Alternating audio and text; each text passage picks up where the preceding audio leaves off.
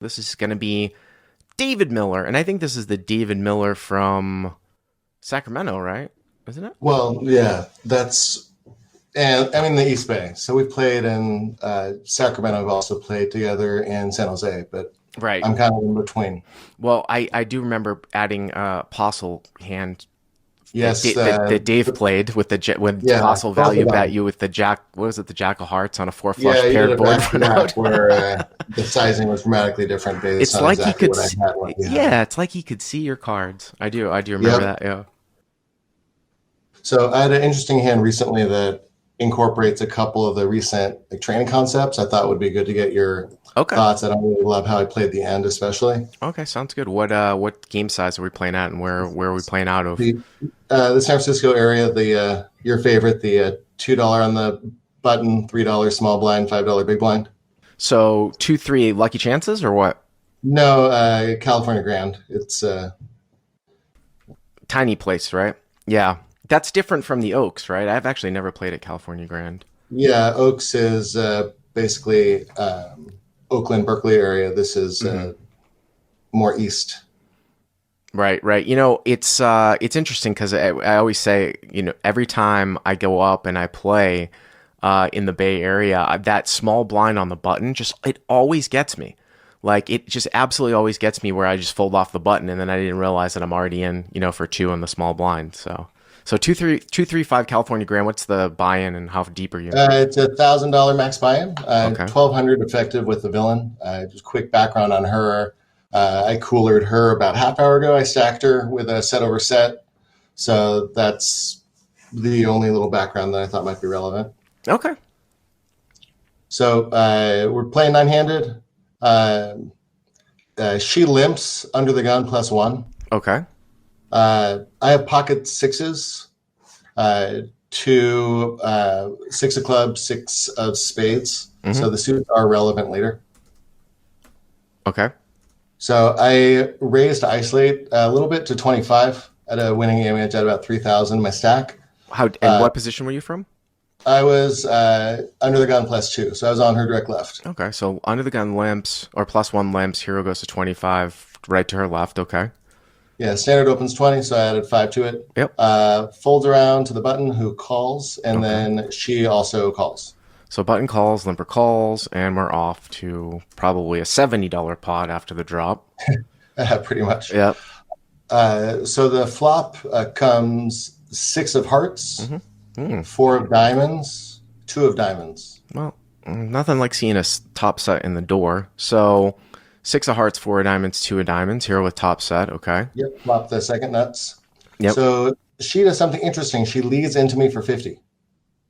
So +1 leads for 50. Now, what kind of range do you think that this lead is on a board like this with you holding, say, top set here? Flush draw possibly is what I was thinking. Flush draw. Okay. Yeah, normally I think a small pair, but yeah, I get that leaves fours and deuces, so I guess that's possible. But I thought possibly a flush draw, possibly if it was pocket pair, maybe like pocket threes.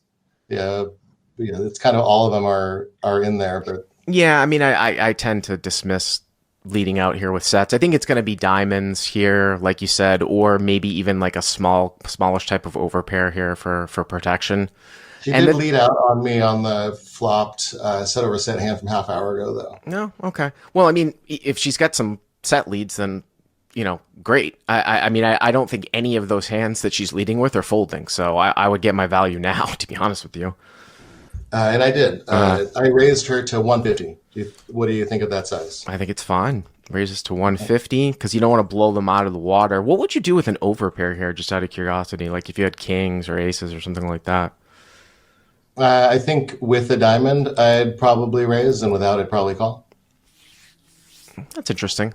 What, to give yourself some value? So with the diamond, you would raise, because if you had a diamond, like if you had a high diamond, that sort of leans them towards not having a flush draw. I mean, I know you pick up the backdoor equity as well. Yeah. But if you didn't have a diamond, so I mean, you could make a case for actually raising without a diamond. There's more flush draws, but it's pretty close. But okay, so hero goes to 150 So button folds, and then she calls.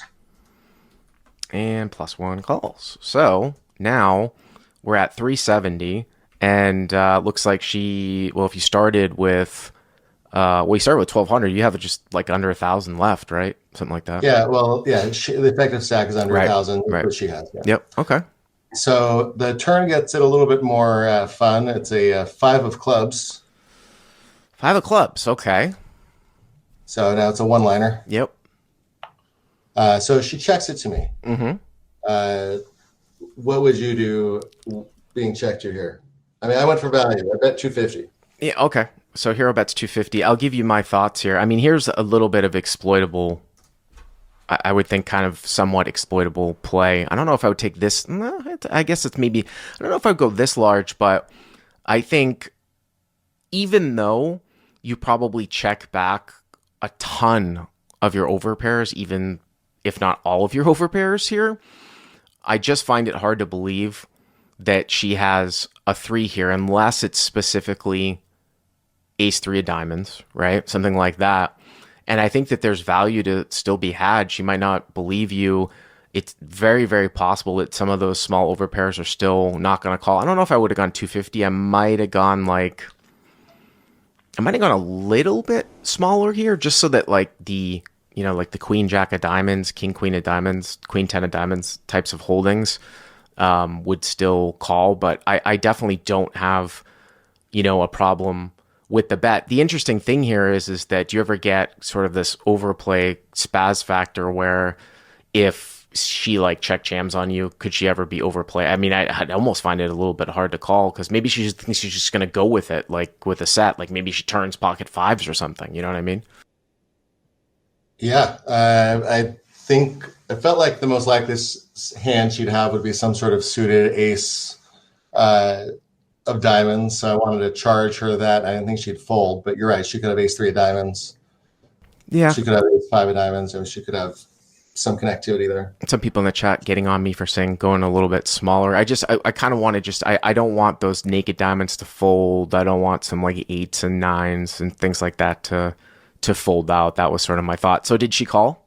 She did call. Okay, so +1 calls. And now we're at 870 here, and it looks like there's a little, maybe 750 effective left, and then just under a pot size bet left, right? Something like that. Yeah. Effective. Okay. So I didn't like my river play, but the river came 8 of hearts. Okay, so let's go back over the board here for the podcast people. Again, hero has top set. Flopped it, right? Raises it with 6s as an ISO. Flop top set, got led into 6, 4 deuce, couple diamonds, raises to 150. The leader calls, turns a 5, puts a one-liner out there to a 3. Check, hero goes 250, call. Pot to 870 with about 750 or so left. River's an 8. So now it puts a one-liner out there to a 7, and also slivers of oversets now here too, David. I was talking about like having like 8s or something, right? That stick around with the gut shot too on the turn, as we were talking about river leads. We were talking about flop leads. Like, what does that comprise of? So this is pretty interesting here. This is pretty interesting. I mean, I know you have a set. Did she check to you?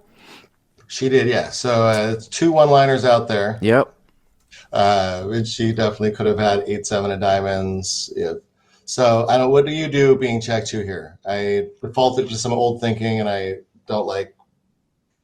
I think I should have done something different. Oh man. Well, I am absolutely a thin value better. I think it has to do with how you think that she comprises her sort of pre-flop limp.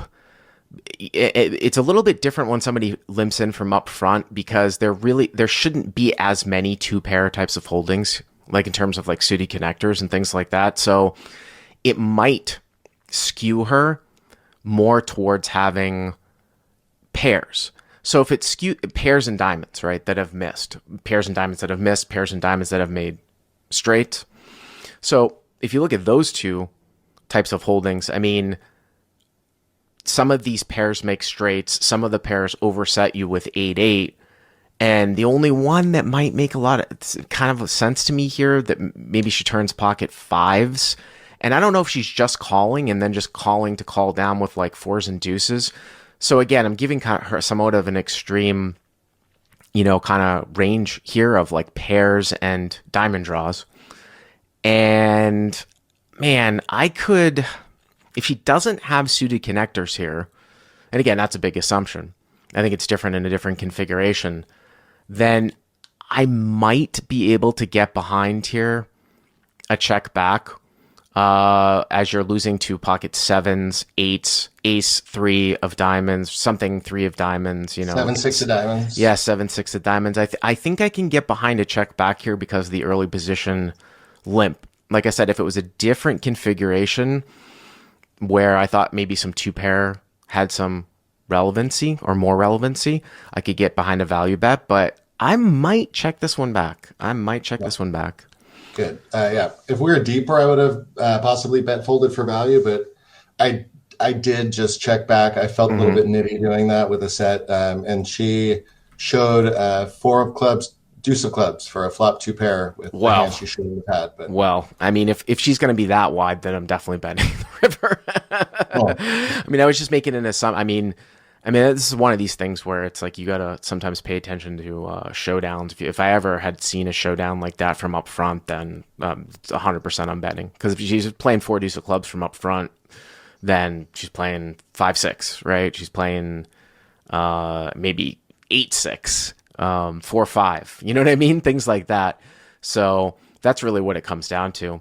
Obviously, she would have called you, I'm sure. But again, don't want to be results oriented. I don't hate the check back without some other type of knowledge here, David. So I'm glad that you raised the flop, got value on the turn. It's just unfortunate for you because if you get a nice brick on the river, boy, you're going to get some value, right?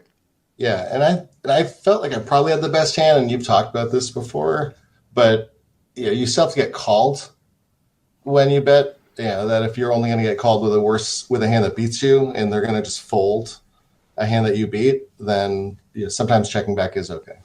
Glitch47 says, I mean, you're gonna. By the way, someone said put up the live chat, and we might work on that because, of course, we edit these hands after the fact, but there's a chance that I could capture some of the live chat. Glitch47 says, I mean, you're gonna bet ace ace on the river. LOL, two pair is a weak hand and should be folded to another bet. Glitch47, do you think that this player who limped in from +1 with deuce four of clubs is gonna fold two pair to a river bet here at the end? The person that limped in from +1 with four deuce. I mean, come on. We gotta put all the things together here. Thank you very much for the call, David. I appreciate it. Thanks, Bart. All right.